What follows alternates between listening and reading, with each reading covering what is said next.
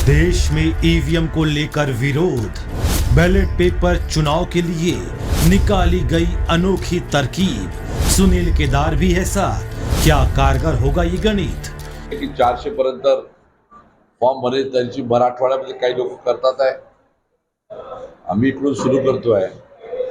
एकदा हा लढा लढायचा आहे। हा लढा आपल्या देशासाठी लढायचा आहे। हा राष्ट्रभक्ती म्हणून लढायचा आहे। राष्ट्रभक्ती। ईवीएम से चुनाव कराने का विरोध लगातार बढ़ते जा रहा है। अनेक राजनीतिक दल और सामाजिक संगठन ईवीएम के विरोध में अपनी अपनी आवाजें बुलंद कर रही हैं। सड़क से लेकर संसद तक ईवीएम से चुनाव रद्द कर बैलेट पेपर से चुनाव कराने की मांग की जा रही है। इस बात को लेकर कई मामले देश की सर्वोच्च अदालत सुप्रीम कोर्ट में भी पहुंचे। कई मामलों की सुनवाई के बाद फैसला आया तो कई मामले खारिज कर दिए गए और अब आने वाले लोकसभा 2024 का चुनाव ईवीएम से ही होगा, ये तय है। लेकिन इसका तोड़ निकाल लिया गया है।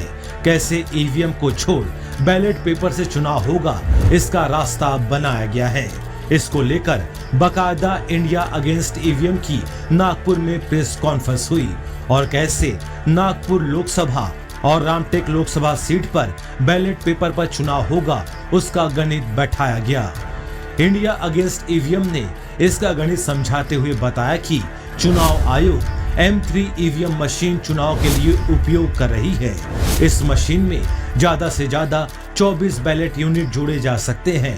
एक बैलेट यूनिट पर 16 उम्मीदवारों का नाम होता है। इसके अनुसार 24 बैलेट यूनिट पर 384 उम्मीदवार आ सकते हैं। लेकिन जब उम्मीदवारों की संख्या 384 से ज्यादा होगी तो वहां चुनाव आयोग को बैलेट पेपर पर चुनाव लेना होगा।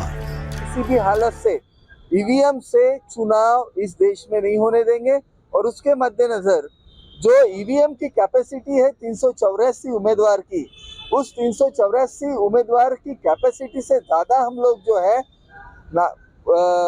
प्रायोगिक तौर पे पहले हम नागपुर और रामटेक की जो कॉन्स्टिट्यूएंसी है उस कॉन्स्टिट्यूएंसी में हम 384 से ज़्यादा यानी 400 के करीब और 400 से ज़्यादा हम लोग उम्मीदवार देंगे और 400 से ज़्यादा उम्मीदवार खड़े करके हम लोग जो है मांग करेंगे कि जो इन दोनों कॉन्स्टिट्यूएंसी के लिए कम से कम नागपुर और रामटेक के लिए कम से कम जो है वो बैलेट से ही चुनाव हो।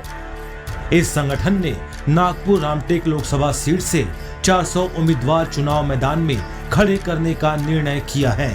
इसके साथ ही पूर्ण महाराष्ट्र में और देश की सभी जगहों पर 400 से ज्यादा नॉमिनेशन फॉर्म भरने के लिए इंडिया अगेंस्ट ईवीएम के कार्यकर्ता लोगों से आह्वान कर रहे हैं।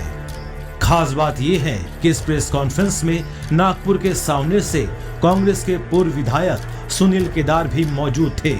उन्होंने भी चुनाव आयोग पर केंद्र सरकार का दबाव है ऐसा दावा किया है। ईवीएम को लेकर ये भी कहा जा रहा है कि अभी तक दुनिया के सभी देश मान चुके हैं कि ईवीएम से छेड़छाड़ संभव है, इसलिए किसी भी देश में ईवीएम से चुनाव नहीं कराए जा रहे हैं। हालांकि ईवीएम का तोड़ निकालने वाले संगठन के दावे पर कोई भी सरकारी प्रतिक्रिया सामने नहीं आई है, न ही चुनाव आयोग ने इस पर कोई बयान दिया है। इस बीच देखना होगा कि इस संगठन के गणित को चुनाव आयोग कैसे हल करता है। Bureau report.